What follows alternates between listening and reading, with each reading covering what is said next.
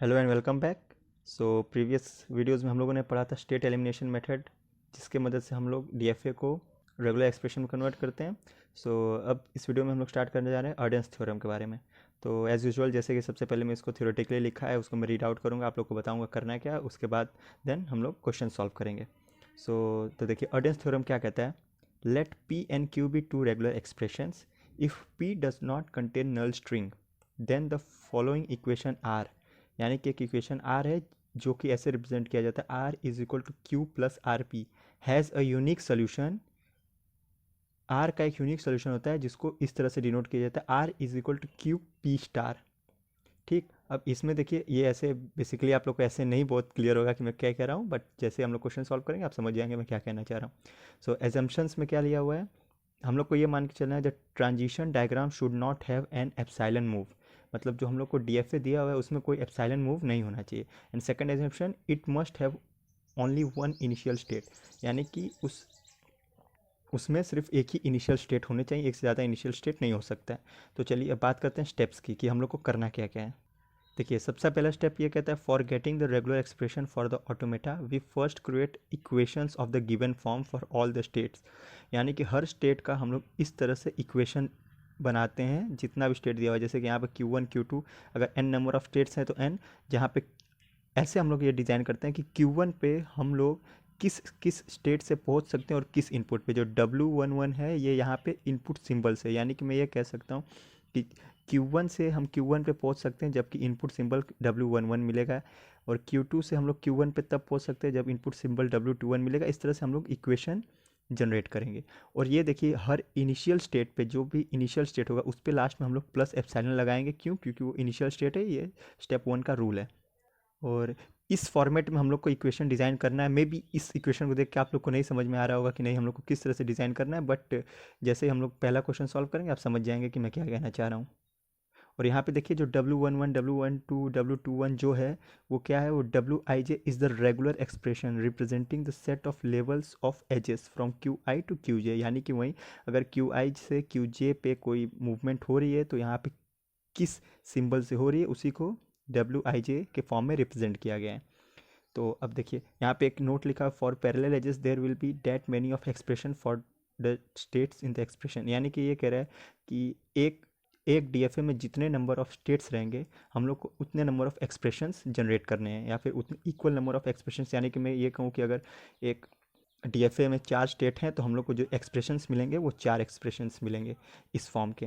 और last step क्या कहता है, then we solve the equation to get the equation for Qi in terms of Wij and that expression is the required solution. हम लोग को Qi के लिए फाइनली हम लोग को क्या करना है, Qi के लिए वो इक्वेशन सॉल्व करना है इन टर्म्स ऑफ Wij यहाँ पे क्या है मैंने बताया हुआ है सिंबल से, जिसके जिसके थ्रू हम लोग उस स्टेट पे पहुँचते हैं। और यहाँ पे देखिए Qi क्या है, Qi एक फाइनल स्टेट है। यानी कि मैं ये कह सकता हूँ कि अल्टीमेटली हम लोग को फाइनल स्टेट का जो इक्वेशन मिलेगा वही हम लोग का रेगुलर इक्वेशन होगा, सॉरी रेगुलर एक्सप्रेशन होगा। तो ये था देखिए बेसिक डेफिनेशन, मैंने ये इसलिए लिख दिया ताकि आप लोग इसके नोट्स बना सकें। और मे बी अभी आप लोग को बहुत क्लियर नहीं होगा कि क्या करना है, तो कोई बात नहीं, चलिए एक एग्जाम्पल लेकर सॉल्व करते हैं, आप समझ जाएंगे कि मैं क्या कहना चाह रहा हूँ। मूव करते हैं क्वेश्चन की तरफ। देखिए यहाँ पे एक डीएफए दिया हुआ है जिसको हम लोग को रेगुलर एक्सप्रेशन में कन्वर्ट करना है यूजिंग ऑर्डिनेंस थ्योरम।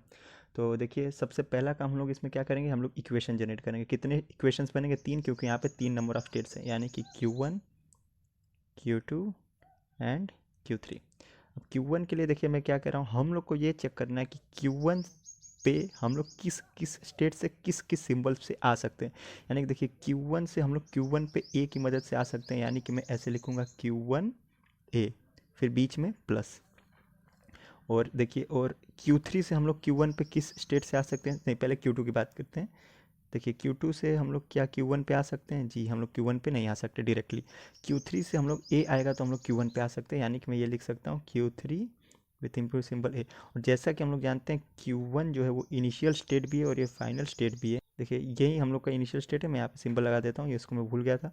तो अब इसमें क्या करेंगे, हम लोग एप्सिलॉन ऐड कर देंगे। क्यों? क्योंकि रूल्स में मैंने बताया था कि आपको हर इनिशियल स्टेट में ऐड करना है। अब Q2 की बात करें, देखिए Q2 पे हम लोग Q2 पे आ सकते हैं B के मदद से, यानी कि Q2 B प्लस। और Q2 पे हम लोग Q1 से आ सकते हैं, किसके मदद से, Q1 पे अगर B आएगा तो हम लोग Q2 पे जाएंगे, यानी कि मैं ये कह सकता हूँ Q1 B प्लस Q3 पे अगर B आएगा फिर भी हम लोग Q2 पे जा सकते हैं, यानी कि Q3 B। और Q3 की बात करें तो देखिए Q3 पे हम लोग सिर्फ जब Q2 पे A आएगा तभी मूव कर सकते हैं, यानी कि ये हो गया Q2 और ये देखिए ये बन गए आपके तीन equations, equation 1, equation 2 and equation 3। तो आई होप कि अब आप लोग समझ गए होंगे कि इक्वेशंस कैसे जनरेट करते हैं। अब इसमें क्या करना है, अब इन इक्वेशंस को सॉल्व करना है, सॉल्विंग इक्वेशंस।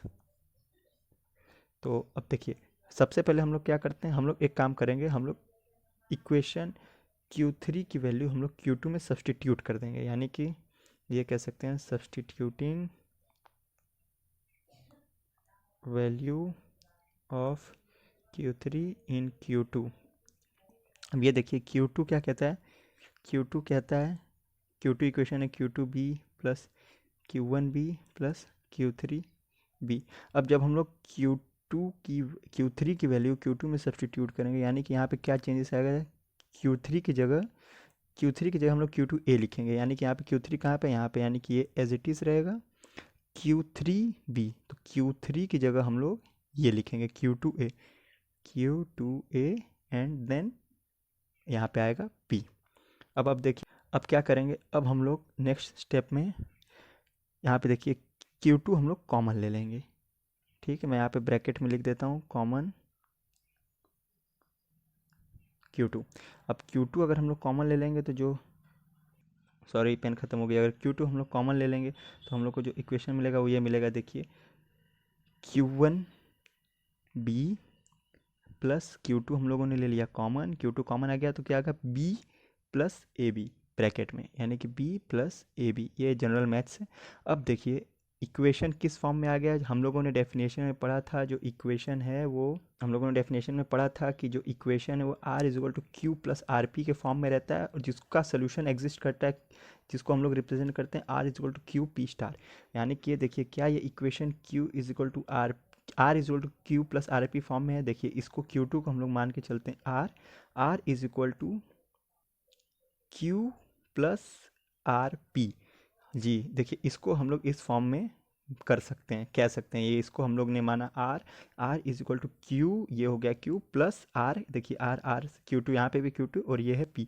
अब इसको अगर हम लोग लिखेंगे तो अब इस इक्वेशन को हम लोग नेक्स्ट स्टेप में ऐसे लिखते हैं, क्यू आर को हम लोग कैसे रिप्रेजेंट करते हैं, Q और P स्टार।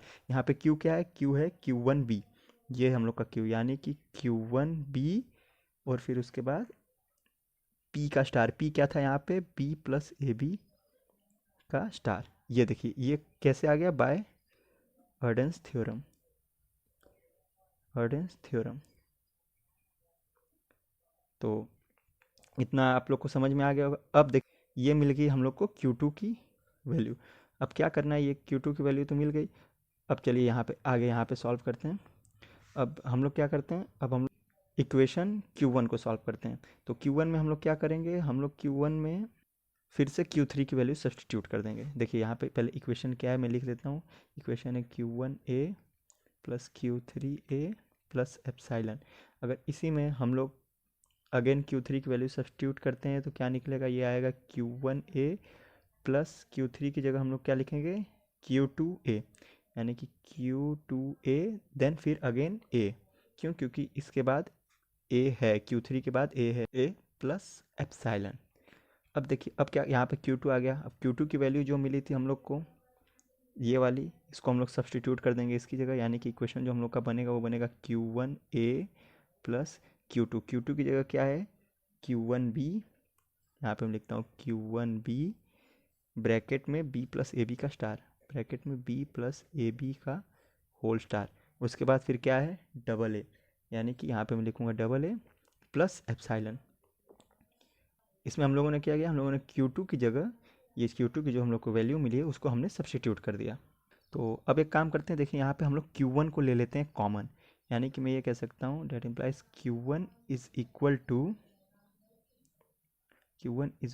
Q1 कॉमन ले लिया हम लोगों ने, ब्रैकेट में मिल गया A plus B, then again bracket में P प्लस ए बी का whole star A plus epsilon. ठीक, अब देखिए क्या इक्वेशन ये उस फॉर्म में है जिसकी हम लोग बात कर रहे थे, R is equal to Q plus R P, R is equal to Q plus R P. देखिए आर आर आ गया जी हाँ उस फॉर्म में। अब यानी कि इसको हम लोग अर्डेंस थ्योरम की हेल्प से कैसे लिख सकते हैं, इसको अगर हम लोग रिप्रेजेंट करेंगे R is equal to Q P के फॉर्म में। आर क्या है यहाँ पे, Q one is equal to Q P star. यहाँ पे देखिए क्यू क्या है, एप्साइलन, एप्साइलन यहाँ पे क्यू है, और जो पी स्टार है वो बनेगा ये, यानी कि इसका होल स्टार। यानी कि मैं इसको ऐसे लिख सकता हूँ, A plus B plus A B का स्टार का whole star, sorry A B का स्टार, फिर यहाँ पे डबल ए है, मैं उसको लिखना भूल गया था, इसको मैं नेक्स्ट लाइन में फिर से लिख देता हूँ, ई एप्साइलन हो गया A plus B plus A B का स्टार, फिर double A, then whole star. ये बन गया आपका। देखिए Q1 को हम लोगों ने सॉल्व कर लिया, और मैंने क्या कहा था कि हम लोग को फाइनल स्टेट के लिए सॉल्व करना है। फाइनल स्टेट यहाँ पे Q1 है, हम लोगों ने Q1 के लिए सॉल्व कर दिया, यानी कि जो हम लोग का रेगुलर एक्सप्रेशन होगा वो ये होगा। इसको अगर मैं रेगुलर एक्सप्रेशन की बात करूँ तो regular expression is equal to A plus B, then bracket में बी प्लस ए बी का होल स्टार, ए पूरे का होल स्टार। ये बन गया हम लोग का रेगुलर एक्सप्रेशन जो कि हम लोग को करना था। देखिए अब इस क्वेश्चन में हम लोगों ने क्या किया, हम लोगों ने अर्डेंस थ्योरम की मदद से एक डीएफए को रेगुलर एक्सप्रेशन में कन्वर्ट कर दिया। तो आई होप कि आप लोग को समझ में आया होगा, और अगर नहीं भी आया, थोड़ा बहुत डाउट है, तो कोई बात नहीं, हम लोग एक दो एग्जाम्पल और करेंगे जिससे कि आप लोग को क्लियर हो जाएगा। So thank you.